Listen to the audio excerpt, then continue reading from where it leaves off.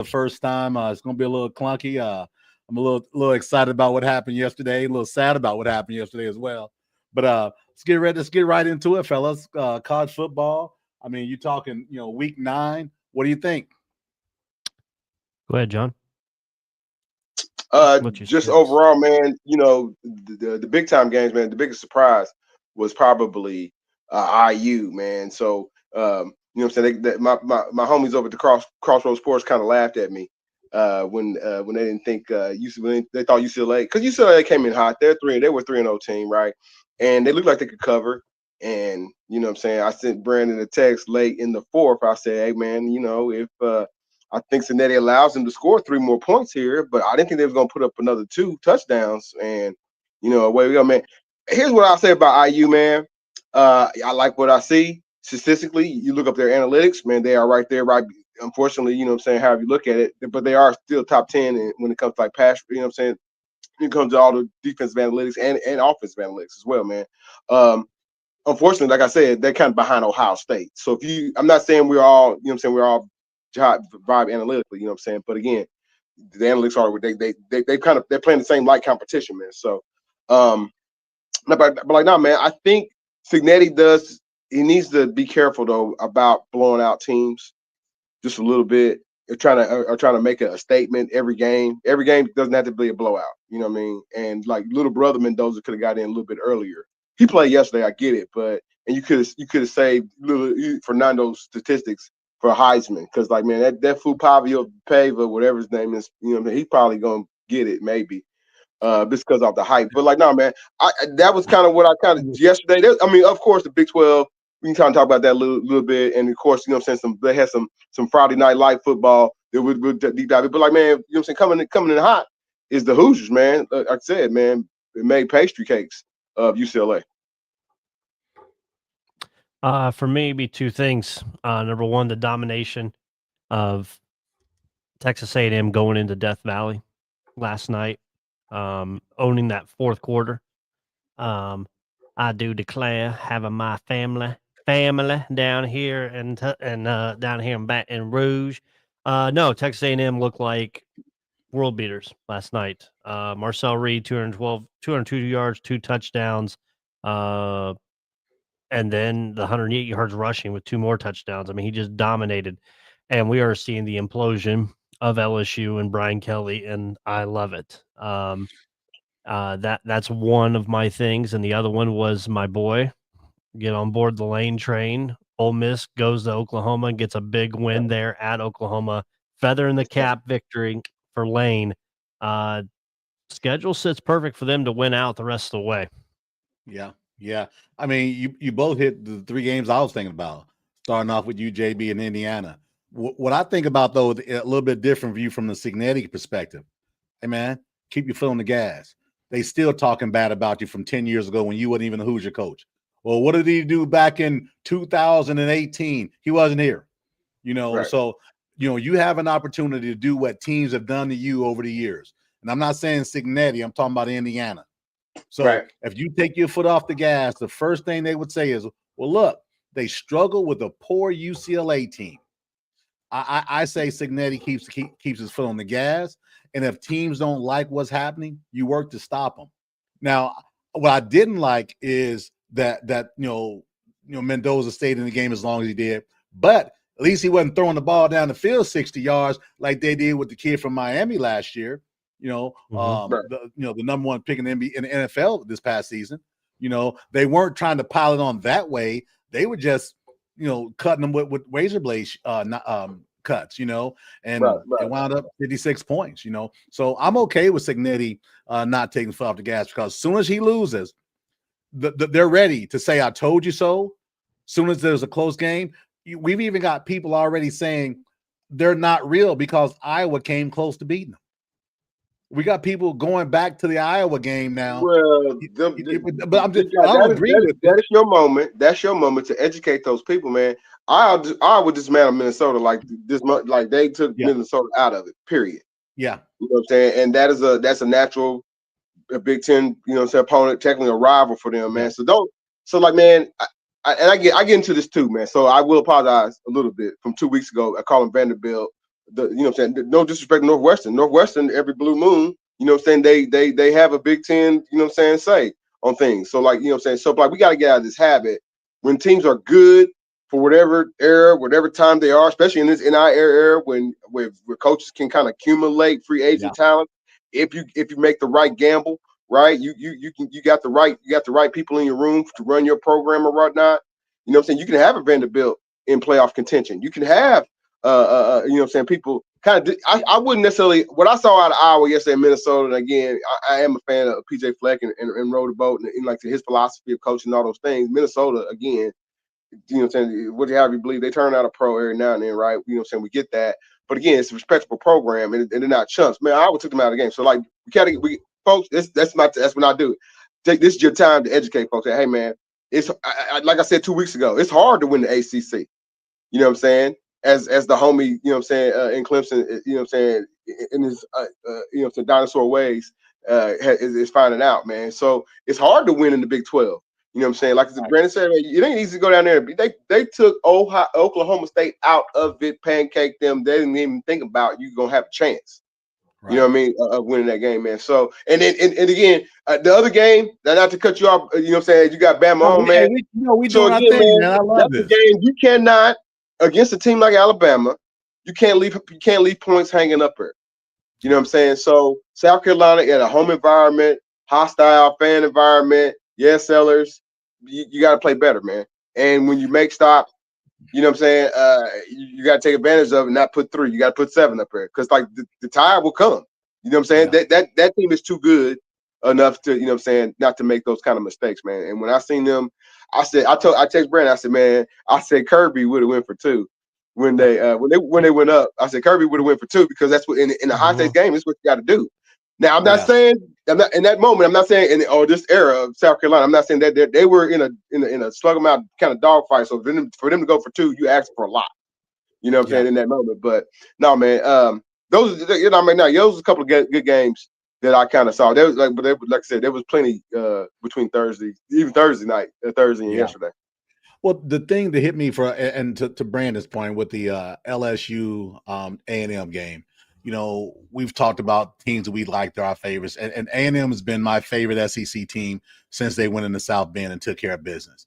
And when they were down in the first half after last night's game, I sat back there, I doubled down on my parlay on DraftKings. LSU was no closer to winning that game than I was. They got lucky. It should have been 21-9, and they should have been going away. They lucked up, and what A&M did and came out in the second half, and they showed who the better team was, coaching, offensively and defensively. And you know, I don't want to pour salt in the wound of Brian Kelly, but you know, we've talked about this for 3 years now. I think he's one of the phoniest coaches in the NFL, in NCAA football. And sometimes you get what you deserve. You know, from the like Brandon said, the beginning of the press conference, me and my family. You have zero accent, and what's happened is that's come to roost. You know, and then the other piece of that is Ole Miss, man.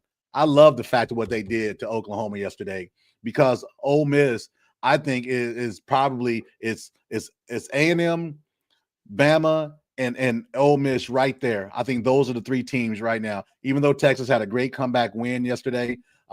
Ole Miss, man, they found a way to win that game yesterday, you know, and you know, it was a tough one. But I give the Lane Train credit. Their defense won that game. Yeah, give the Lane Train credit. He said, you know, defense, go handle this, and they did. So you know, you gotta give credit where it's due. But the question is this: was that Lane's last biggest SEC win before he makes the decision to head east and then south a little bit? Because I think the natives are talking, and there's an opportunity for my boy Lane Train to go southeast and hang out down there in Gainesville. I'm telling you, it's picking up its pace, man.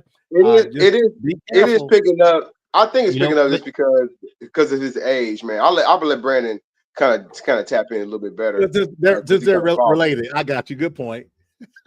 No, I think now there is more of a shot for him to go to LSU than to go to Florida. Really? Based on resources, money, NIL, what he talks about that he was able to get from Ole Miss. that LSU can provide and the contract that they could provide for him. The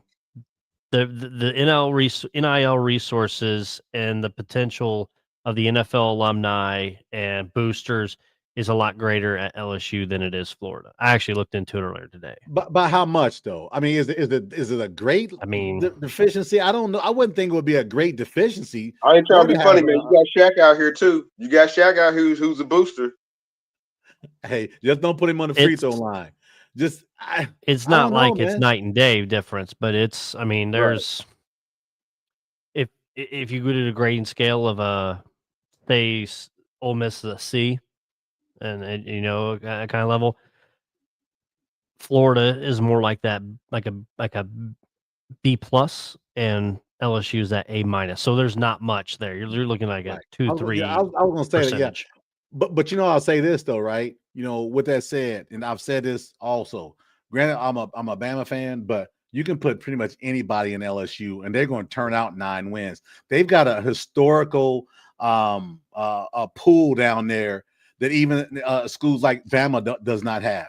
They got a historical pool, and you look at it from the defensive backfield, from the receiving core. The thing with LSU has failed in over the years is the quarterback play.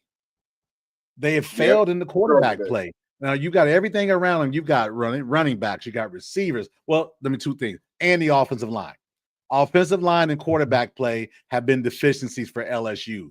But the reason why to your point, Brandon, maybe him going to LSU could say, I'm sticking it to you, Bama, since you all think I'm not good enough to be there.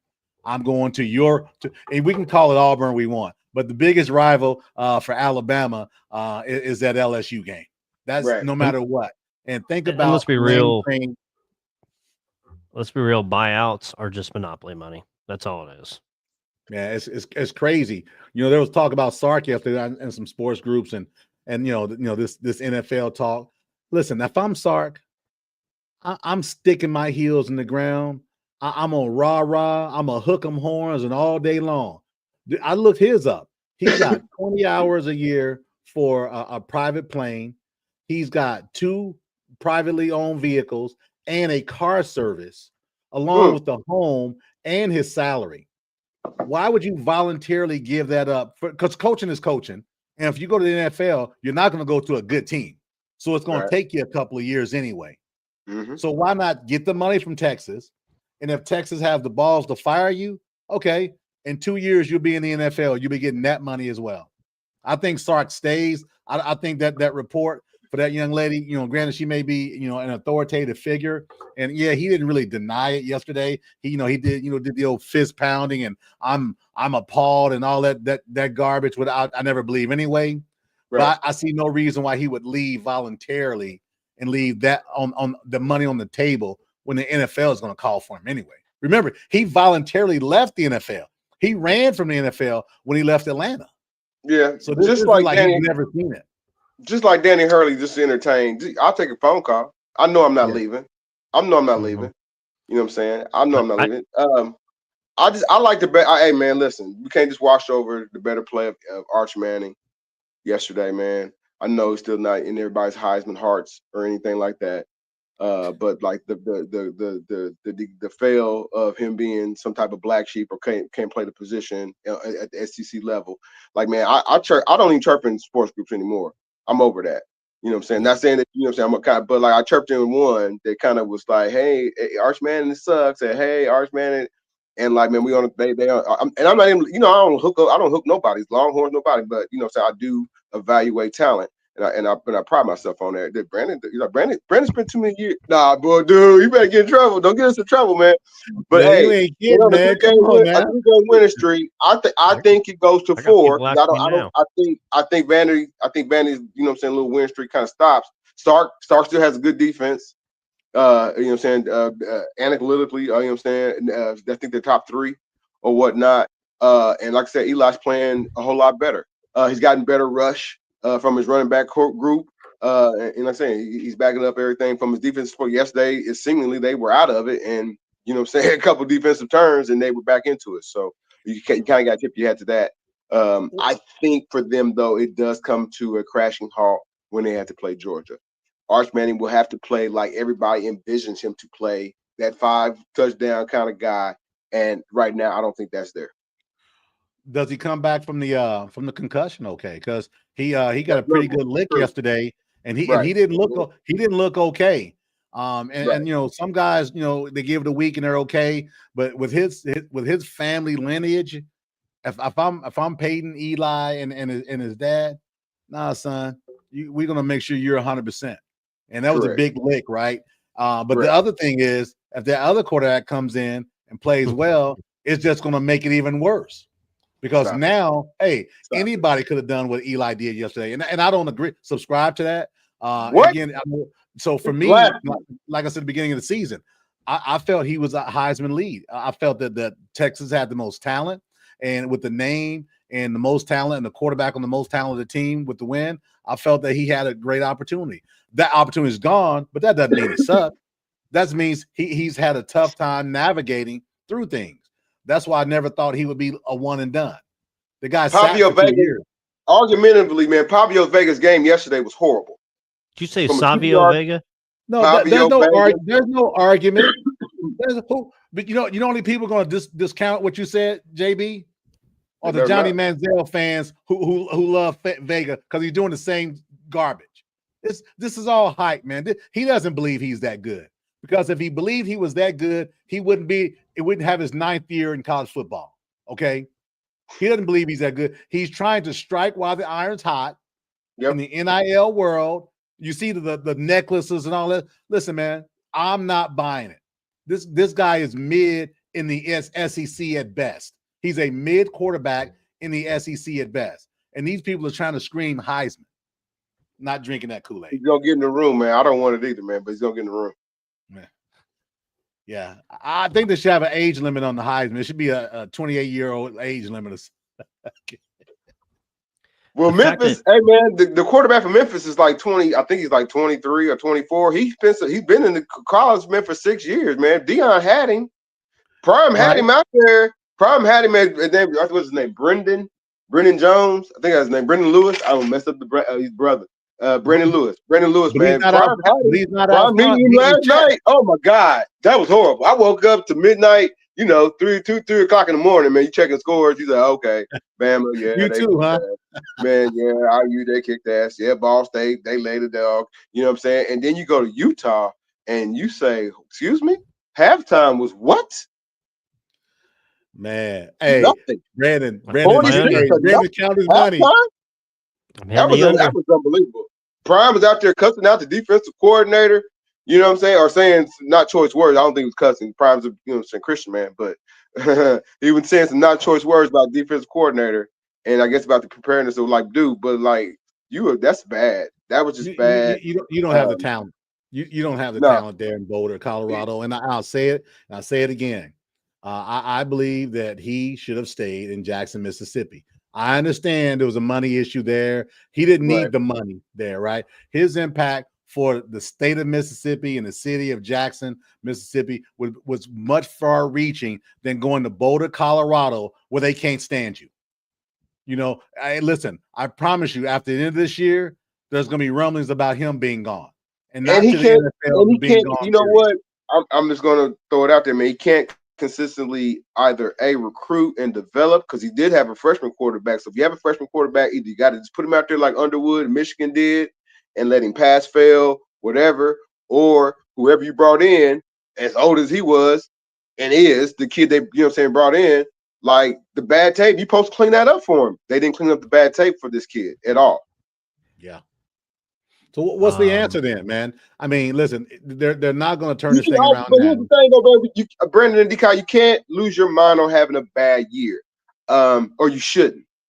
Right. So but like, man, it's weird now because we in weird times. The media and fandom and social media kind of makes these things microwavable. You know what I'm saying? Like, oh man, we got to hurry up and do something, otherwise we're gonna lose our fan base. How in the world would again? I don't want to call it a dead horse, but like, how in the world could the fan base on social media get James Franklin fired? And that they did. That part of that was like, we got to get him out of here, and like we got to get him out of here now. When like, man, from like you say monopoly money, but that's real money, man. They got to pay him, and he's not even coaching anymore. And you still, I mean, he's still winning or losing, but he's not even coaching no more, man. So I don't know, man. And it's, again, I got another rant rolling for for the ACC and how that economic kind of system works. But like, no, man, it is the wild times we have in this college football thing, man, for real, for sure. But like, who else kind of caught your eye this weekend? Well, for me, Tech again, Georgia Tech. I've Oh, said yeah. it. Oh, yeah. They just balling out, and it's just something about them, man. They just going. They're still under the radar. They're just the tough game yesterday.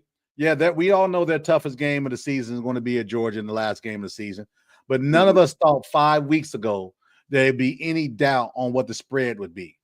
Right now, there is an absolute chance this could be a pick'em game, Georgia Tech against Georgia, if things stay true to what they are. A pick'em game, Georgia Tech versus Georgia.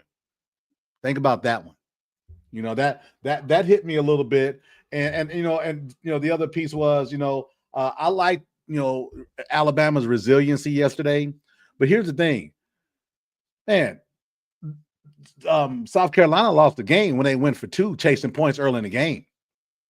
If you don't kick the extra point, Bama doesn't tie the game at 22-22. And I'm not saying it's a guarantee you're going to hit your extra point.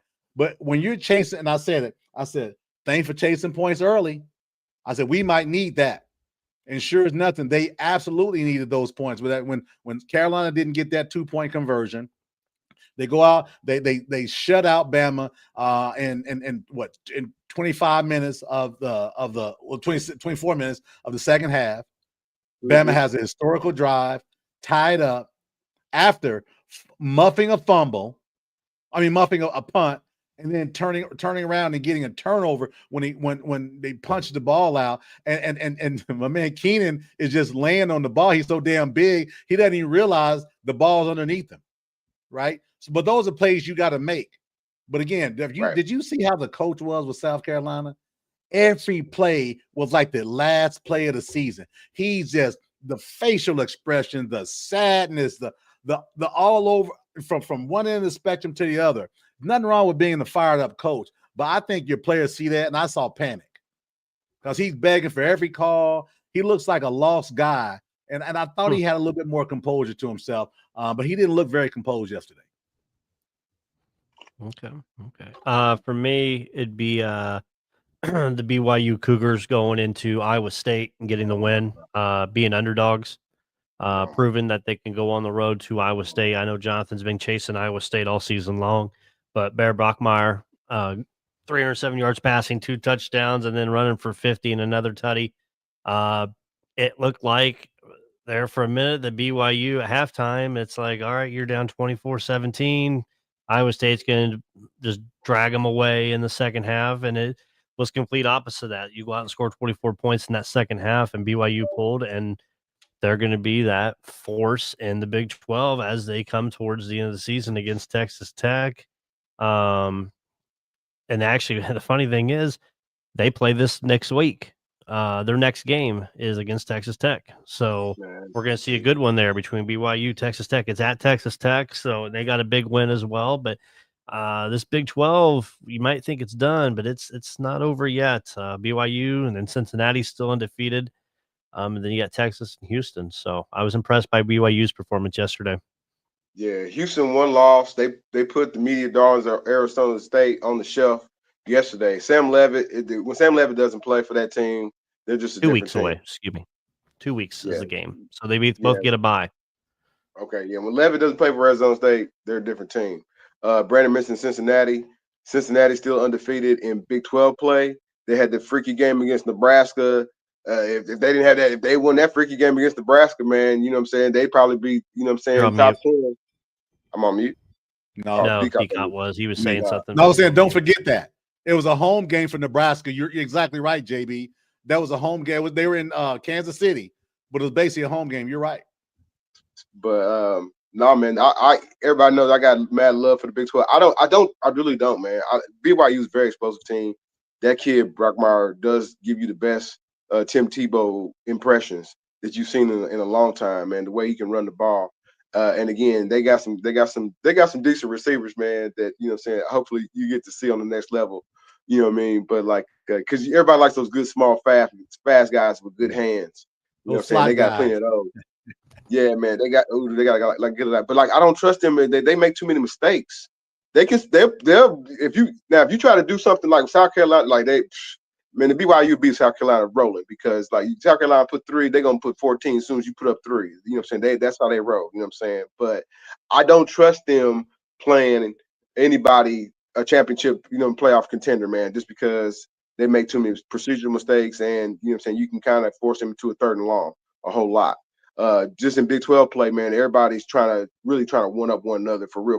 They're really trying to score 40 points on you so they can try to kind of show the other Big 10 and SEC schools and in the SEC playoff makers that, hey, man, this is what we do out here. We put up 40 points like it's nothing. But like, no, man, great win from BYU. They're on, like I said, Brandon said, like on a collision course with Texas Tech. You cannot take away, man. The problem is sometimes, man, the right teams don't necessarily win. I want to go back to the ACC real quick. California needed to come back east and beat the hell out of Virginia Tech. That didn't happen. They got a sloppy quarterback. They got a good running back. Kid, hey, man, you're going to be somebody on the next level at some point, man. But it brings the conference down when Virginia Tech, who's on Mike Vick watch, next coach, right? Maybe. You know what I'm saying? When you don't go there and you're still 2 loss team. I get it. You're out of the playoff. Get it. But like, you bring the conference down. So yeah, is this going to be Georgia Tech or nothing? That's going to be the representation or the Hurricanes, man. So Yeah. I go back to the Big 12. Not so, but more competitive, man. But similar, some of the same situation, man. TCU's kind of sitting out of the top 25, I think, right now. But still a 2 loss team. They need somebody to do some help for them. In Houston again, like I said, they beat the Sun Devils, but again, they need some help as well. Like, no, real competitive in the top, in the middle for the Big 12 this year, man. People should really tap in if you haven't. Yeah, they had a good conference, man. They don't have a lot of layups, man. Even at the bottom of the con. I mean, you got Oklahoma State there and a couple others, but for the most part, you don't know who's going to win week over week. You didn't think Iowa State would go to Cincinnati and get thumped like they did. No. Granted, the score was closer, but if you watch that game, it was a 2-touchdown game pretty much the whole game. Bearcats got some playmakers, though.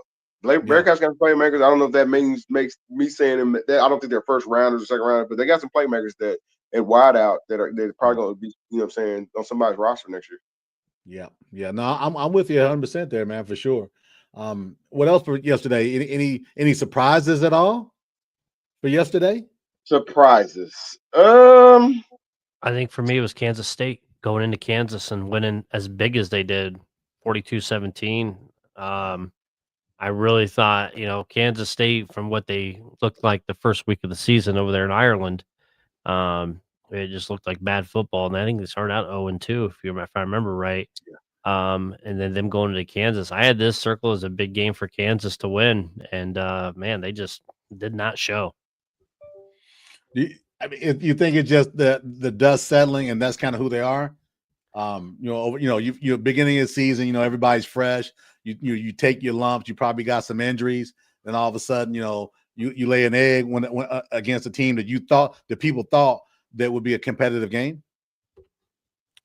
Yeah, I really thought Avery Johnson, and he's a great quarterback, and I like him and Jackson both, the running back there.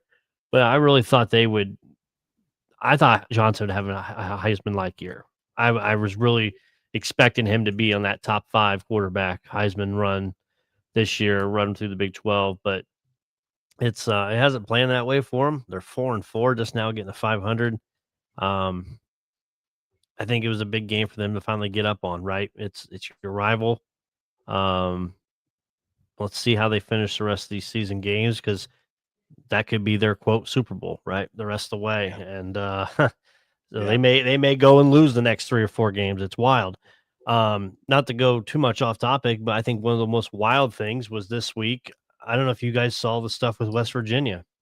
They're 2-6. They lost to TCU at home, and Pat McAfee got a phone call from Rich Rod and said, "Hey, I need $10 million Give me some money to get these guys in What? here."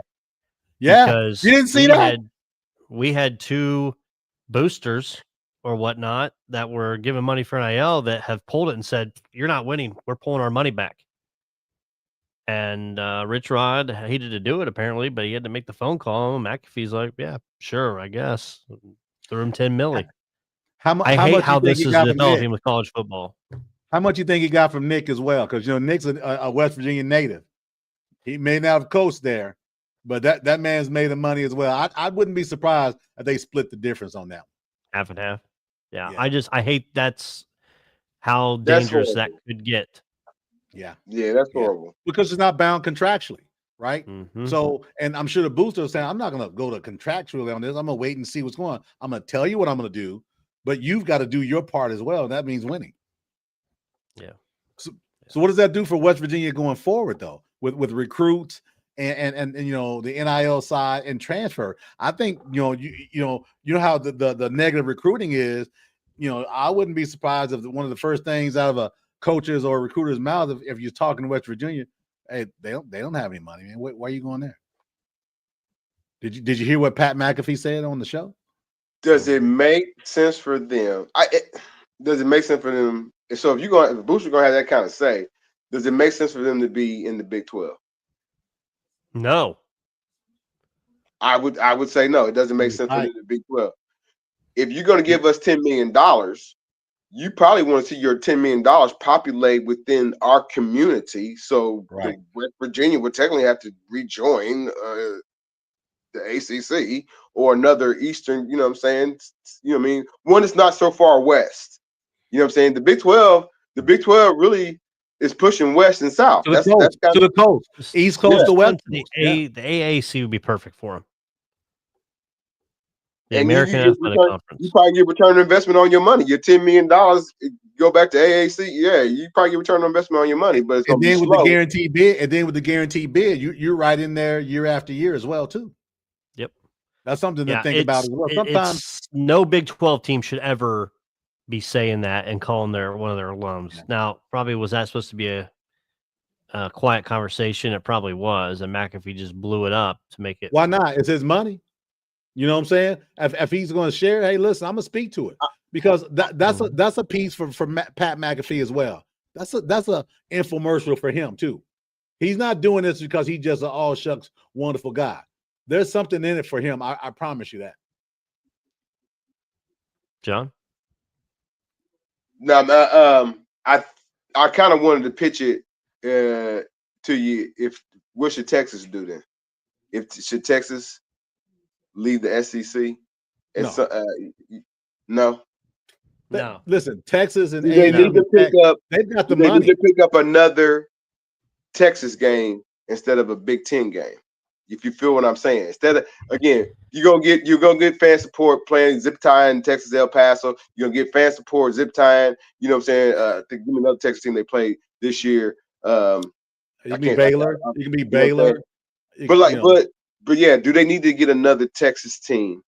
Well, they got A&M this year. It's been a while since they've played A&M. They finally got it this year. Last game of the season, A&M regular season.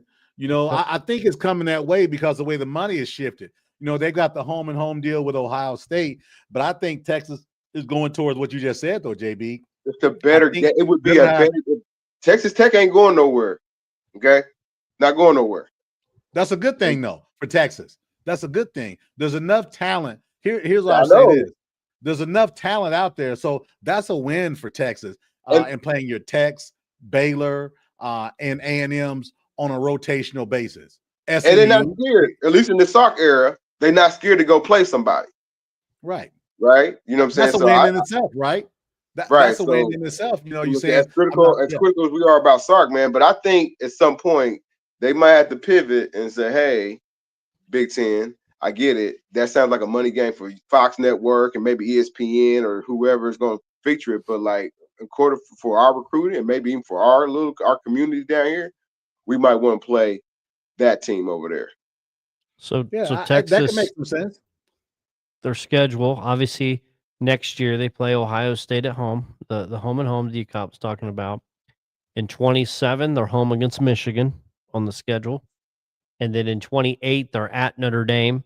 And then they're home against Notre Dame in 29. Those are good gets. Those are good gets, man, because they want to be far reaching as well, too. The thing that they talked about in those recruiting trails, especially on 3, is you've got to find a footprint elsewhere, because the way the NIL money is and the way that things are balancing out, you can no longer just, corner off, the Southwest area of the country and say, we're going to be okay. Look what Ohio State did getting Jeremiah Smith out of South Florida, right? You've got to put your footprint elsewhere, and I think that is in part of what makes Texas do what they did. Bama go to Wisconsin, what they've done, etc. If they had a level of consistency, he probably wouldn't have left South Florida though. If they had a level of consistency at the coaching, at leadership position in Florida, he probably never would have left South Florida. Them dudes love South Florida down there. And true, but it was enough there, and he was good enough to know 3 years I'm leaving anyway. And here's the other thing. Maybe Ohio State gave him another extra $1 million, right? The traveling expense, right? But those things, let's be honest, those things come to play now too. I guarantee you players are saying, listen, I'm from South Florida. You want me to come up north? How much is my mom going to get to be able to travel to my games? Right. I don't want to pay for that. 100%. I want, So I think those things come to play. That's why I think Texas is doing what they do. It's important, for these Bama's schools. doing it. Yeah. I mean, they've got Ohio Wisconsin. State coming in 27 or 27. They're at Ohio State, and then 28 they're home against Ohio State, and then 29 they go to Notre Dame. Which Deacon, I think that we need to look at a trip up there for that game. And then 2030 they're home against Notre Dame. Yeah, and just like Arkansas did with Notre Dame as well, the home and home, right? Those things as we move forward, JB, are probably going to be more prevalent than ever. Think about the West Coast, man. Remember we talked about this a couple of weeks ago, and we said USC had an opportunity to put a stranglehold on the West Coast. I'm not sold on it. I'm not sold on it, especially when it comes to California, and here's why. You turn an October football game into a glorified bowl game. So I go back to Exhibit A, California versus Virginia Tech. That's just another glorified bowl game, dude.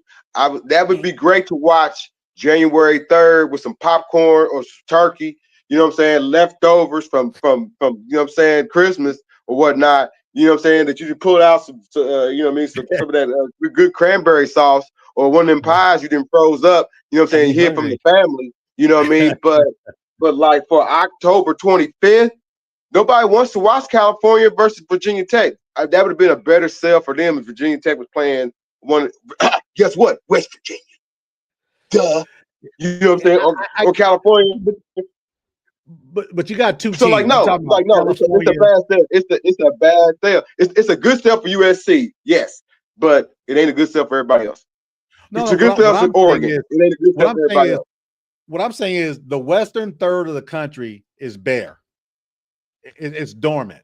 You've got talent out there. So if I'm an SEC team, a Big 10 team, a Big 12 team, I'm going to take a look out because listen, it's still California and it's still Arizona. Oregon's not doing so bad out there. That talent is out there somewhere. You just got to find it. And with USC being down and UCLA being where they are, California being okay at best, Colorado being a 5-week wonder, there's money to be made out west. I'm disappointed in Lincoln Riley. Yeah, I'm disappointed more in Lincoln Riley. Okay. When it comes to USC. You want me to go on my Lincoln Riley rant again? Is that no, we don't. Don't do that. He is not who he thought he was. He's had an opportunity to do things, and it's not going to be there for him, man. I mean, can we at least agree on that? Can we agree this is Lincoln Riley's 4th year? Can we agree that it ain't happening? He's a great OC. I give him that. Yeah. Maybe him and Luke Fickell will team up somewhere down the line. Hey, John. I was a little frustrated on Saturday that we lost our last rivalry game with Northern Illinois, Ball State. Yeah, horrible. Just laid over in that game. And I looked at the schedule for Ball State next year. This Butler coach that took over there, Coach U, you realize he has to open the season next year at the Horseshoe against Ohio State. Why? Like who? What athletic director? That's got me stuttering. What athletic director is signing off on this, man? They're playing at Ohio State to open the year next year. I get it. The city of Muncie. Is that what he's trying to do? Trying to toughen them up? And they play at Northwestern, same season. Well, we know Northwestern, right, JB. That's competitive. Okay, that's more of a little bit competitive game for them, man. But you need to find you more games like North Cincinnati. You know what I'm saying? Marshall. Find one of them games. There's some juice in those games, man, for them on the back end. If it was about that, but like, man, how many years in a row? Even going back to Coach New, they played Georgia. Like, man, don't send the boys down Auburn there. this year. Those SEC teams, nothing against them and how they schedule, they're not coming up north to play the MAC school. How much money did they get? They was like $500,000, $750,000. When they played Georgia, didn't they get it like $1 million? I think it was something I was thinking $750,000. It may have been $1 million, but I think that's the money move right there, right? I think it didn't help you. They got $1.6 million from Georgia. I don't want to get in trouble because we have a good relationship, right? 1.6, but it didn't help you. 1.6. It fuels, so like the argument, the debate, the pushback is it helps fuels our athletic department fully. All right, then, if that's the case, then we need to push a little bit more harder somewhere else to get more other dollars in as well. So between the first 2 games that year, they made that in Kentucky. So they made $3.25 million that season from non-conference opponents. And all it took you was 3 losses. You don't lose recruits by losing. You lose recruits by not getting there, and that $3 million you can help. It does can help. It does help. And so, I think at some point you got to be the sacrificial lamb. You speak of Georgia, so this year for their non-conference opponents combined, they paid out $4.1 million. Yeah, that's because hey, this is an opportunity for us to get our younger guys a little bit of run before the SEC season starts. How did UMass? How did they pay UMass more than they paid Ball State? I don't get that. Dr. J, man. Dr. J, come on. They pull out the Dr. J statue, man. Let you take care of pictures and whatnot with that. With the come on, man. Historic. But I think that's what it is, right? It's tough on the players because they get their asses beat. That's probably the most physical game they're going to play. These teams in the SEC got their ears pinned back and just taking full advantage. But at the other end, are those players getting some of that money now that we're in the NIL rankings as well too? Are they getting? Is each player getting $5,000 for the game? $8,000 for the game. I get what y'all saying. I still would find me a mid. If we take my Ball State right, I would find me a Midwestern opponent instead of an SEC opponent. Still, so that my fan base can, what I'm saying, we can kind of share. We can kind of build that up too. You know what I'm saying? You can find Ball State got to find somebody go zip time for $1.5 million. You know what I'm saying? I'm sure a Big Ten team would take that up. They take that challenge up. Sure. Do you know what? Here's your trivia question. Do you know what the highest amount paid has been in college football history for a team to come play another team, and what that dollar amount was? One game, I can't be over. I'd say $2.5 million. Yeah, it could be over like $2 or $3 million. So I'm not gonna say 3. I'm gonna say 2. $2 million is the cap. That it's the NCAA rules. The cap is $2 million. Both of them. One was $1.85 million, and the other one was 1.8.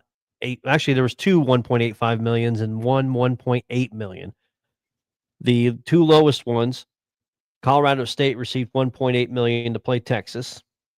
Fresno State received $1.85 million to play Michigan, and the highest, Alabama, played New Mexico State $1.85 million. You never go bring that up. Well, hey, it wouldn't be a show without taking a dig, right? Hey, but if it's a win for both universities, I'm for it. What I mean by that is you can't take a loss by paying a team to come visit you. You can't take a loss. Yeah. I thought one of them was going to be the Desmond Ritter Cincinnati team that beat Notre Dame that 1 year, but I think that was only like $1.1 million. That was Brian Kelly. Yeah, right. Yeah, Brian Kelly's one that made the schedule for that. Yeah, well, you got to make it. I mean, there's no shame. You got to make a tough schedule. I mean, there's no blaming playing little brother Ohio State in Cincinnati. No shame in that. But I think old school came back to there. I could see a little bit of that. Fellas, I'm thinking he's getting fired tonight or tomorrow morning because Brian Kelly. You see, they've sent the coaches home. They've sent the coaches home tonight from the coaches only meeting. The coaches have been sent home. The governor is now involved, talking with boosters. The governor about the buyout. Yeah, he got the governor. And we're not talking about Schwarzenegger as the governor either. We're talking about the real governor. So now, Brandon know what I'm talking about. The governor with the eye patch, Walking Dead. But listen, he'll get it later. $54 million. You bring a guy from Notre Dame who was a 10-win automatic. He comes in, he takes your program, and he drops it. Right? He drops it because two things, right?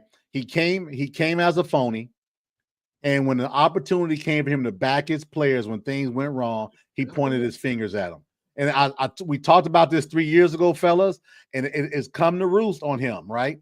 And unfortunately for him, it's probably going to cost him his job. However, he's not going away with an empty bread box, okay? But for me as a Bama fan, I hope they were meeting to talk about a lifetime extension for him, because as a Bama fan, you want that guy on the sidelines against you.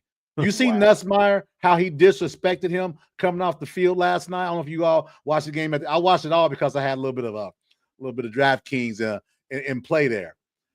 Nussmeier comes off the field. He says a couple of words to Nussmeier. Dude takes his helmet off, shakes his head. It looked like it was the letters with the start with letter F and the Y and then U, and kept on going, shaking his head the whole time. This is an underachieving quarterback who's done nothing all season but allow announcers like Herbstreit scream that he's fighting injuries all year. Okay, yeah. A lot of guys are fighting injuries all year. So I don't ever hope anybody gets fired. I definitely hope Brian Kelly keeps his job because that helps Bama. But man, if I'm a LSU person, I don't want him there. What about our guy? Go Tigers. What about our guy? You bring our guy back? Go Tigers. Man, Brandon reported Lane Train. Who's coming back? I don't know how the Miami Dolphins won a game against the Falcons today, man. It's crazy. So like that dude's still on borrowed time. I think Lane Train goes to pros, but if he doesn't get a call from the pros, there's no way he takes that. There's no way he turns down a call from LSU.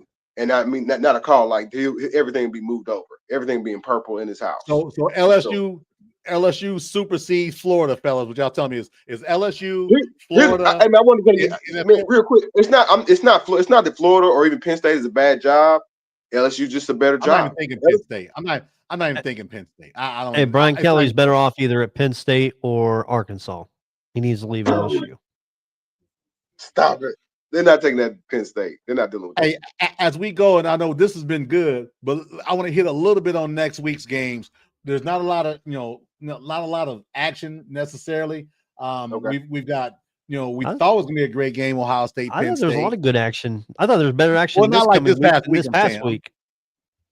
So Ohio State, Penn State, not the game we thought it would be. Georgia, Florida, the cocktail series. I think that's going to, you got a lot of talent out there. Don't sleep on Florida possibly winning this game. Yeah. Vanderbilt, Texas. I can't wait to see that one. High noon. I can't wait. I can't wait. I haven't been cheering for Texas, but I'm gonna tell you this, man. I'm cheering heavy for. Oh, I'll be in Colorado next. I'll be watching that game at 10 a.m. Don't watch that. The Jonathan Birdsong game is on national television, 7:30 on NBC Saturday night. That's the Jonathan Birdsong Invitational. USC, Nebraska. It's Lakeland Riley and USC going to play Matt Rule in Nebraska. What do you think, JB? His favorite coaches. You can rule Matt Rule out of any coaching jobs other than the one he's going to lull in. You know what I'm saying? As he goes probably to the Skippy Peanut Butter Bowl this offseason, man. USC should sure improve, man, and win that game. But you know what I'm saying? If you tell me they got to come east, that means Lincoln Riley's probably whining. Yeah, coming that far. Well, he's going to do that anyway. And then also 7:30 48 game, you degrees. got He ain't gonna be Oklahoma, happy with that for the Tennessee. game. I would say, Brandon. It's gonna be 48 degrees for game time, so he ain't gonna be happy with that. No, not happy at all. Oklahoma, Tennessee. Yeah, I think it's elimination game between the two. Oklahoma. I know I said last week Oklahoma and Ole Miss was elimination game, but this is the true elimination game. Tennessee's worked their way up. 6-2. They had a nice win against Kentucky. Aguilar looked great, but this one's in Neyland, 7:30 ABC, the true knockout game. Yep. Yeah. I still think there's a chance Oklahoma wins and still obviously is not in, but I think this is the true elimination game. I like their defense, man. I just don't like their offense, right? They were fortunate in a couple of games early in the season against Michigan when they caught them early. The Auburn game, they got them early. They got them with those horrible calls. I think Oklahoma's been playing on borrowed time. I think the Roosters come in to roost. I think they take an ass whooping against Tennessee in Neyland Stadium Saturday night. John? What are you talking about, man? Are you serious? Hey, listen. Hey, we're nothing but an SEC show now, right? Is that all we are now? Oh, Lord. We got Ole Miss, we got Bama, and we got the checkerboard. What's a joke, man? I know, right? I'm all bought in now on Lane Train. If he jumps, I jump. So it's where we're jumping. Hey, listen, if you can get him on the show, man, listen. I'd be willing to bet you'd have that picture as your background where you and him just chumming up there together. 100%. By the way, just so before the end of the show, I do not condone whatsoever the Steelers uniforms tonight. Wait a minute. Hold on, Is it the jail? Hold on, man. This is a college football show. Brandon, then broke rules, I man. gotta get out in front of it, John. Now, if I don't get out in front of it, now you know what JB's going to bring up next, please. No, I'm not. Actually, my end point is on the kid from Montana. They got an undefeated season clocking right now. The quarterback Khalil Ahayat, that's his name. You know what I'm saying? I would invite him to the Heisman, man. 17 touchdowns, 2,200 yards, man. They're tearing it up out there, man. But hey, y'all don't respect. Y'all don't respect the win over Sacred Heart. Y'all don't. But just I do. 4, right? It's just 4 invited, right? Yeah. So you got I said invite 5. I said invite 10. Just have it like no limit and having like no limit in cash money. Just have everybody on the stage. Everybody. Hey, I bought it. It was worth. How do you pass over talking about your boy going for 2 and coming up about a half yard short there at North Carolina? Oh yeah. I wouldn't. How you skip that? I wouldn't. I really wouldn't fire. I really wouldn't fire Bill Belichick. They just need some. I wouldn't give him another year and a better quarterback, and they should still pull out. Since he's got a good defensively, they are sound minded. They just don't necessarily have it offensively, and again, he's got old quarterback too. So Okay. Early look upset special that I have. If I'm just looking right now, I ain't looked at spreads yet, but if I had to pick a game that was going to be an upset special, and no, Jonathan, I'm not taking Maryland. I know you were thinking I was going to take Maryland on this. No way. 7:00 game. No way. No, the IU game's at 3:30 on CBS. I'm going to take, I think, SMU at home over Miami. I like an upset there. Don't do it. We'll see what the line is, right? That means we can get in early. You know how that goes. You better get in on Sunday or Monday. I'm seeing one ESPN book has it at 10.5 right now, but give me the 10.5. I think SMU at home can hang with them. They did last year, I feel like. Yeah. So what about the Irish going against Boston College? Any chance at all? For Boston to score, I think Irish are set, man. Go ahead, John. For Boston College, they have to score how many points? Over 20? So they won't cover is what you're telling me. Spread's 29.5. Boston College might put up 24, but no. They cover that. And we all say Texas over Vandy, right? Yes. It's gonna be a sizzler, but I can't wait. Yeah, Vandy's dream season comes to an end. I hope so. And they can take Johnny Manziel with them too. Yeah, he won't make it. John wants him to go Heisman. He ain't gonna come close to that. Not at all. Not at all. But hey, If fellas, they beat hey, hold on. If they beat Texas, if it goes the other way, then he's getting invited to man, New York please City. don't. Hey, I am Please, concerned that the please. spread's only 6 for Georgia Tech at NC State. I am a little concerned it's Yeah. only 6. That's that home team. You know, they're at NC State. They get about 3 points anyway. Georgia Tech came off of a physically tough game, right? People are probably saying they're going to have one loss before they get to Georgia. Who they got next week? Do they got to look ahead? Nah, they play Boston College after this. So, okay. Yeah. This Cool. may be it. This may be it before Georgia. So maybe you take that hook and see what happens. None of these games feel a little Rozier-ish to me. How about that? Here we go. We ain't going there. Hey, where's Bro? Where is he? Hearing, man? It's gonna be an explosion on Now you Wednesday. sound like Michael Irvin. It's I can't believe the FBI came to my door and everything constantly give me the terrible big shot bomb in here. Oh Lord, too. Oh Lord. No, JD, this is October 26th. Where's man. Bro? We gotta hang in there, man. We got ever since Alabama started winning, Bro has disappeared. Did Bro get threatened by somebody from Tuscaloosa? Did something happen that we can talk about? He lost his ass. It sounds like betting. Yeah, because he has been missing since it happened. Degenerate gambler. Make an appearance for the big game. Maybe the Iron Bowl. Is he gonna be? Got in league with the wrong people. Hey, but what did I tell you guys? Jimmy Hoffa. Auburn knocked off Arkansas yesterday. You know, granted, Arkansas has a top 3 offense. Listen, hold on, top 3 offense in the SEC. That's Arkansas. I'm telling you now, don't be surprised if they give Bama hell, man, that last game of the season. I'm telling you, I'm not betting on it. First quarter, probably. You ain't got to worry about Hugh Freeze. No, listen, Hugh Freeze doesn't need to lose a job. Hey, Hugh Freeze is a good coach. Man, Auburn's been holed all season long. And on a serious note, how in the hell do you not look at that and see what they did to the officials saying they didn't? You don't suspend an official for the rest of the season if something ain't right somewhere. You do it at Tuscaloosa when they don't Alabama, go for a review on a scoring play. You're better than that. Hey, how's that lawsuit working out, Brandon? How's that lawsuit working? I know. They heard me bitching last week, so they find a guy this week. So Alabama, SEC, you're better than that. Sankey's listening to me. We'll see what happens. I'll say it for another soundbite for you, John. Alabama, SEC, you're better than that.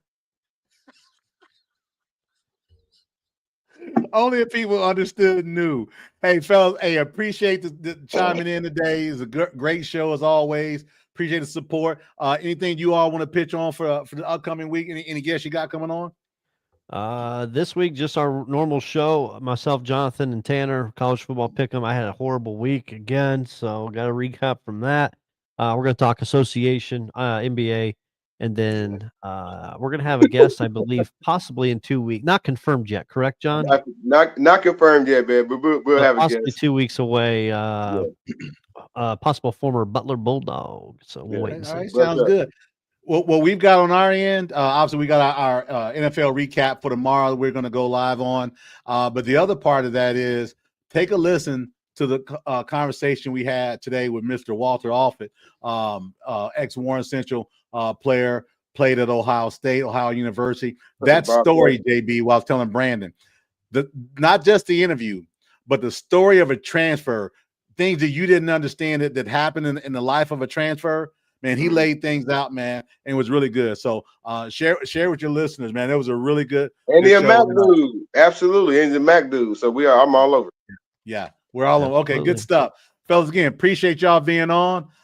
Good stuff, and as we always say, roll tide, right? Hotty toddy, hotty toddy. All right, fellas, be safe. See y'all next time. See you guys. Thanks for watching.